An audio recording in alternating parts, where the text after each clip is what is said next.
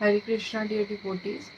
Last shloka में हमने देखा था कि कैसे पितामह भीष्म देव जी ने जो था अपना शंख बजाया था दुर्योधन को खुश करने के लिए। साथ ही साथ वो दुर्योधन को ये भी संकेत दे रहे थे कि मुझे पता है कि हम लोग नहीं जीतेंगे क्योंकि सामने वाली सेना में कौन है, भगवान श्री कृष्ण स्वयं उपस्थित है। तो हम लोग अब देखेंगे श्लोका नंबर 1.13। ततं शङ्खश्च भैर्यश्च पन्वानकगौमुखा सहसैवाभ्यहन्यन्त सशब्दस्तो मूलोऽभवत्। तत्पश्चात शंख नगाड़े बिगुल तुरही तथा सिंह सहसा एक साथ बज उठे। वह संवेद स्वर अत्यंत कोलाहल पूर्ण था। तो यहाँ पे जो है दुर्योधन की जो सेना है उसमें हर प्रकार के जो म्यूजिकल इंस्ट्रूमेंट थे, चाहे वो आप शंख नगाड़े बिगुल तुरही सिंह, एक साथ क्या हो गए, एक साथ पूरी जैसे भगवान जैसे पितामह भीष्म देव जो थे उनके सेनापति थे, उन्होंने शंख बजाया तो पूरी की पूरी सेना ने भी क्या किया, शंख नगाड़े सभी प्रकार के इंस्ट्रूमेंट बजाए और एक कोलाहल पूर्ण साउंड प्रोड्यूस किया। तो यहाँ पे जो है सभी जो है दुर्योधन का उत्साह बढ़ाने की कोशिश कर रहे हैं कि we are going to win, we are going to win. आगे देखते हैं श्लोका नंबर 1.14। ततः श्रेते हर्ययुक्ते महति स्यन्दने स्थिततो माधवः पाण्डवश्चैव दिव्यो शंखो प्रदत्मतु। दूसरी ओर से श्वेत घोड़ों द्वारा खींचे जाने वाले विशाल रथ पर आसीन कृष्ण तथा अर्जुन, श्री कृष्ण तथा अर्जुन ने अपने अपने दिव्य शंख बजाए।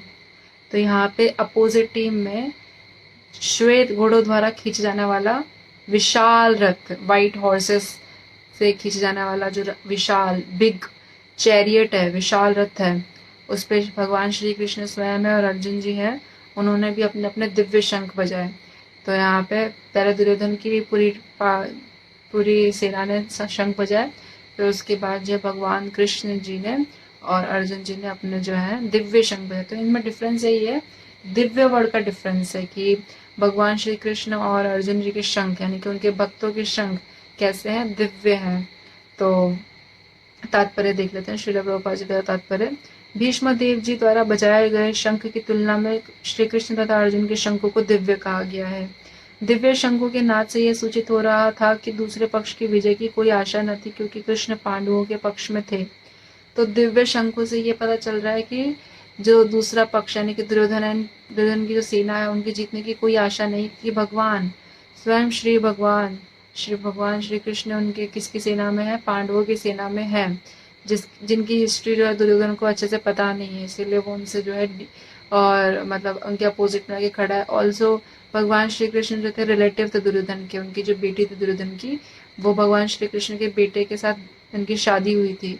तो भी वो अपने जो है संबंधी से फाइट कर रहे हैं। वो चाहते तो भगवान श्री कृष्ण को बोल सकते थे कि भगवान जी आप मेरी टीम में आ जाओ और फिर युद्ध नहीं होता, पूरा सेना एक हो जाता, लेकिन उन्होंने ऐसा किया नहीं और उन्होंने अपोजिशन में करना ज़्यादा सही समझा, उन्होंने युद्ध करना सही समझा।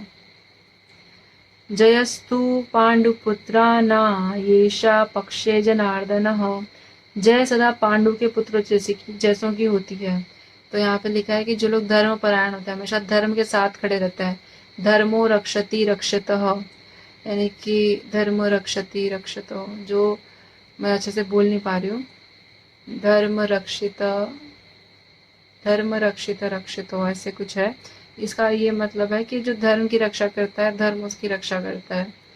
तो जो है जय जो होती है मतलब हमेशा जो जीतता है वो पांडु पुत्र जैसे जो लोग होते हैं जो हमेशा धर्म के साथ खड़े रहते हैं। भले लाइफ में कितनी प्रॉब्लम आए बट वो जो है सही का साथ नहीं छोड़ते हैं।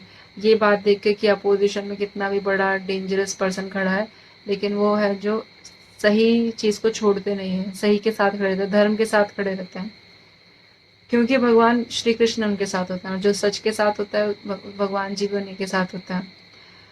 और जहाँ जहाँ भगवान विद्यमान होते हैं वहीं वहीं लक्ष्मी जी भी आती हैं, क्योंकि वे अपने पति के बिना नहीं रह सकते। सभी जानते हैं कि भगवान श्री कृष्ण क्या है, लक्ष्मीपति हैं, लक्ष्मी नारायण है वो। तो जहाँ जहाँ जैसे कोई भी स्त्री होती है वो अपने हस्बैंड के बिना कहीं नहीं जाती है, कोई भी मैरिड वुमेन होती है, she always goes somewhere with her husband, she doesn't go without her husband. तो लाइकवाइज जो माता लक्ष्मी जी हैं वो अपने पति को छोड़कर कहीं नहीं जाती, जहाँ जहाँ उनके हस्बैंड रहेंगे, जहाँ जहाँ नारायण जी रहेंगे, जहाँ जहाँ श्री कृष्ण भगवान रहेंगे, वहाँ वहाँ कौन रहेंगी, लक्ष्मी माता भी रहेंगी। अतः जैसा कि विष्णु या भगवान श्री कृष्ण के शंख द्वारा उत्पन्न दिव्य ध्वनि से सूचित हो रहा था, विजय तथा श्री दोनों ही अर्जुन की प्रतीक्षा कर रही थी। तो जैसा कि भगवान श्री कृष्ण ने दिव्य अपना शंख बजाया, उससे यह सूचित हो रहा था कि विजय यानी कि जो जीत है, और श्री श्री यानी कि माता लक्ष्मी, दोनों किसकी प्रतीक्षा कर रहे हैं, अर्जुन जी की प्रतीक्षा करें। और जब जीतेंगे तभी तो लक्ष्मी माता आएंगी, हारने वाले व्यक्ति के पास थोड़ी आती हैं। तो इसी से पता चल रहा है कि अगर माता लक्ष्मी आने वाली, इसका मतलब जीतेगा कौन, अर्जुन और उनकी सेना। इसके अतिरिक्त जिस रथ में दोनों मित्र आसीन थे वह अर्जुन को अग्नि देवता द्वारा प्रदत्त था, और इससे सूचित हो रहा था कि तीनों लोकों में वह जहाँ कहीं भी जाएगा वहाँ विजय निश्चित है। और जो रथ पे भगवान श्री कृष्ण स्वयं बैठे थे और अर्जुन जी थे, वो रथ किसका दिया हुआ था, वो अग्निदेव का दिया हुआ था अर्जुन जी को। और उस रथ की महिमा ये थी कि वो रथ जहाँ कहीं भी जाएगा, तीनों लोक में कहीं भी जाएगा, तो वहाँ वही रथ जो है विजय होने वाला है। तो यहाँ पे इतने सारे नोटिफिकेशंस मिल चुके हैं हमें कि किस प्रकार से जो है पांडवों की ही विजय होने वाली है। और तो लेकिन जो है दुर्योधन को फिर भी लग रहा है कि तेरा चांसेस कि मैं जीत जाऊंगा, पर वो मिथ्या में है, वो एक बहुत बड़े भ्रम में जी रहा है, और उसका भ्रम जो है नहीं दूर हुआ। एंड इसीलिए सारी बातें जो है वो इस प्रकार से जो है आगे बढ़ रही हैं। So thank you so much dear devotees for listening to me. We are going to discuss कि आगे कौन कौन से और उनके शंखों के नाम और किसने कौन सा शंख बजाया, वो सब हम आगे देखने वाले हैं। So thank you so much for listening to me and Hare Krishna दंडवत प्रणाम। वांशा कल्पतरुभ्यश्च कृपा सिंधुभ्य एव च पतितानां पावनेभ्यो वैष्णवेभ्यो नमो नमः। अनंत कोटि वैष्णव वृंद की जय, श्रील प्रभुपाद की जय, और ग्रंथराज श्रीमद् भगवद गीता की जय, और आप सभी डिवोटीज जो भगवद गीता सुन रहे हैं उन सभी की जय। Thank you so much. Hare Krishna दंडवत प्रणाम। हरे कृष्णा।